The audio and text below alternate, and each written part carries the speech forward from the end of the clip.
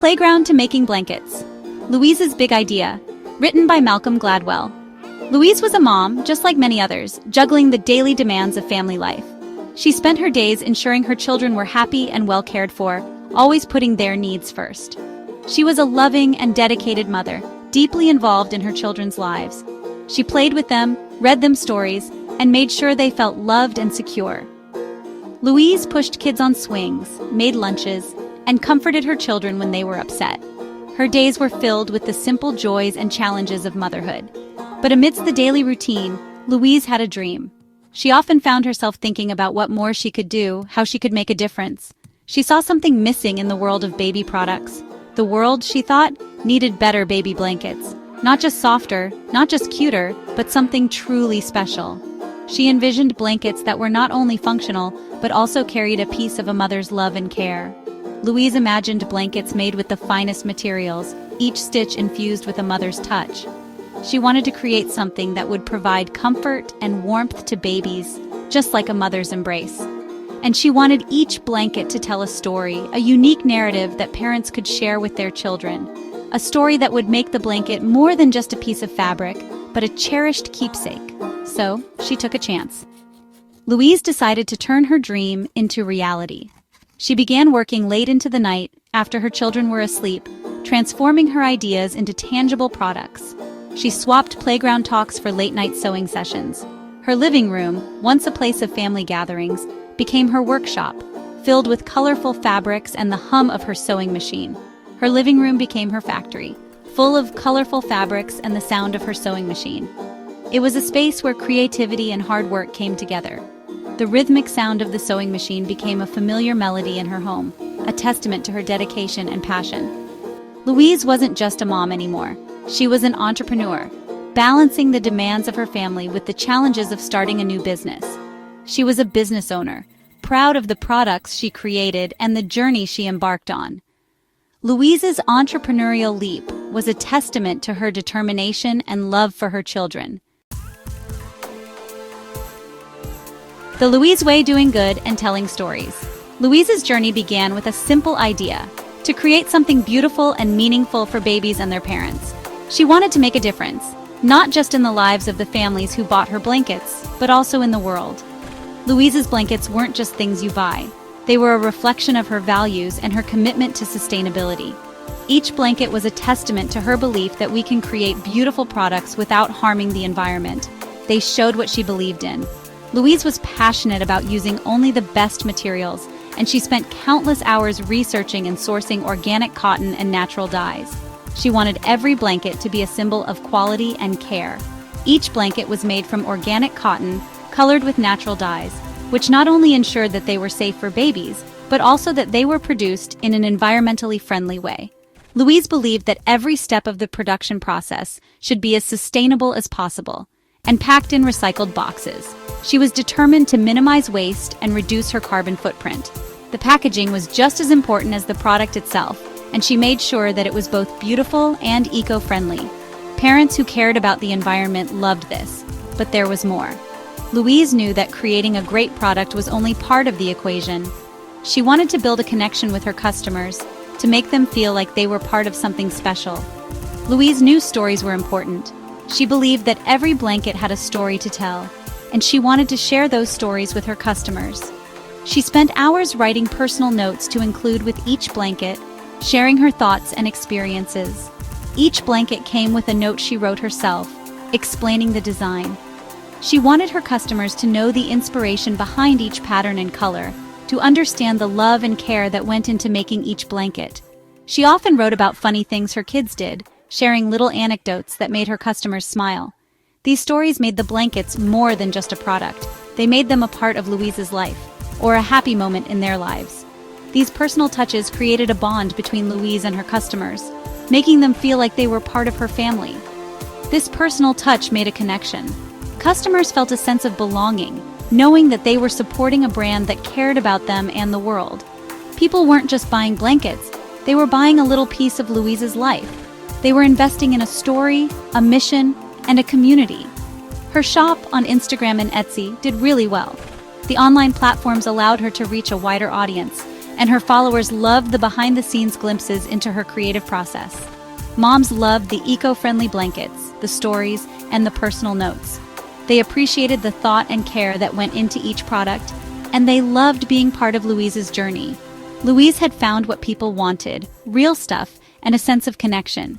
She understood that in a world full of mass-produced goods, people were looking for something authentic, something that made them feel special. Her brand wasn't just about blankets. It was a group of people who felt connected. Louise had created a community, a place where people could come together and share their stories, their values, and their love for beautiful, sustainable products. The cost of carrying expensive blankets. A problem? Success brought new problems. Louise's blankets were handmade, eco-friendly, and made with love, so they weren't cheap. The prices, which showed how much time and care she put into them, were much higher than blankets from big stores. This caused a debate. Some people who loved what Louise stood for were happy to pay more. They saw it as supporting a good cause, not just buying a blanket. Others disagreed. They said that good, ethically made things shouldn't only be for rich people. The high prices, they said, went against the idea of everyone being welcome. The raffle problem, when a contest makes people mad. The price debate was just the start. Louise wanted to make sure everyone had a chance to buy her limited edition blankets, so she decided to do a raffle. This was a big mistake. Loyal customers felt left out. They thought the raffle was unfair, making it about luck instead of who supported her from the beginning. People got upset quickly. Social media was full of angry comments. The same people who loved Louise's brand now felt ignored. The raffle, meant to help, actually caused a big problem. Good blankets versus fair prices, what's important? This question has been at the heart of many debates among consumers and industry experts alike. When it comes to Louise's brand, the discussion becomes even more intense. Her blankets are undeniably luxurious, crafted with the finest materials and meticulous attention to detail. But does this justify their high price tags? Or should affordability be a priority, ensuring that more people can enjoy these beautiful products? The trouble with Louise's brand made people think, what makes something valuable? Is it the craftsmanship and the quality of the materials used? Or is it the accessibility and affordability for the average consumer? These questions have sparked numerous debates in public forums, homes, and even within the aisles of stores where her products are sold. Was it the amazing quality of her handmade blankets, made with care and good materials? Each blanket is a testament to the skill and dedication of the artisans who create them. The intricate designs and the superior fabrics speak volumes about the effort and passion poured into every piece. For many, this level of quality is what justifies the higher price, or was it about everyone being able to buy them? The idea that luxury should be accessible to all is a compelling one. In a crowded store, you can see a diverse group of people, each with their own budget and needs, all hoping to find something special without breaking the bank. Families often discuss whether they can afford such high-quality items, weighing the benefits against the cost.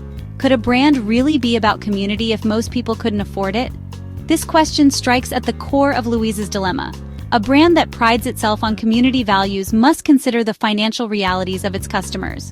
If the majority of people feel excluded due to high prices, can the brand truly claim to be community-focused?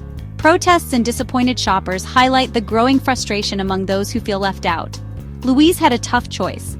Balancing the desire to maintain high standards of quality and sustainability with the need to make her products accessible was no easy task. She often found herself in deep thought, contemplating the future of her brand and the values it stood for. The decisions she faced were not just about business, but about staying true to her principles. The things she believed in, quality, sustainability, making people feel special, seemed to clash with running a business. People kept arguing. In meetings, there were heated discussions about the direction the brand should take. On social media, opinions were divided, with some praising her commitment to quality and others criticizing the high prices. The tension between maintaining ethical standards and achieving commercial success was palpable. Some said that handmade and ethical things should cost more. They argued that the price reflected the true value of the product, considering the craftsmanship, the sustainable materials, and the fair wages paid to workers. For these supporters, paying a premium was a way to support ethical practices and ensure the longevity of high-quality products. Others said that being good to the planet and being fair to everyone should go together. They believed that sustainability and affordability should not be mutually exclusive. In their view, a truly ethical brand would find ways to make eco-friendly products accessible to a broader audience, ensuring that everyone could participate in the movement towards a more sustainable future. Louise's brand became an example of a bigger problem: doing the right thing while still making money. Her journey highlighted the broader challenges faced by many businesses today. How do you stay true to your values while also ensuring financial viability? This dilemma is at the heart of many modern brands, and Louise's story serves as a poignant reminder of the complexities involved in balancing ethics and economics. Trouble ahead. Can Louise fix things? What will happen to Louise's brand? The problems, from the prices to the raffle, have hurt her reputation. Can she fix it? Can Louise make her brand more affordable while still being true to her values? Can she get back the trust of the customers who used to love her blankets? It won't be easy. Lessons learned. Learning from Louise's mistakes. Louise's story, even with its problems, teaches us important things. It shows how important it is to be honest and real, especially online. It shows how hard it is to balance doing good and making money. Most importantly, it shows how powerful and tricky online communities can. Louise's experience is a warning for new businesses. Growing too fast without thinking can be just as bad as not growing at all. The power of community building and breaking a group of fans. From the start, Louise's brand was about community. She made people feel like they belonged, like they shared her love for handmade quality and doing good things. Her customers weren't just buyers, they were fans, supporters, and even friends. But this strong community also caused problems. It helped her become successful, but it also made the backlash worse when she made mistakes. The raffle showed how quickly love can turn to anger online when trust is broken. Louise's story shows how important it is to treat your community well and be honest, especially when making tough choices. The final decision. What happens next? You decide. Louise's brand is at a crossroads. Can she make her high-quality, eco-friendly blankets more affordable? Can she get back the trust she lost? The answers depend not just on Louise, but on her customers, the community she built. What will happen? Will you support a brand trying to fix its mistakes? A brand trying to do good while also making money?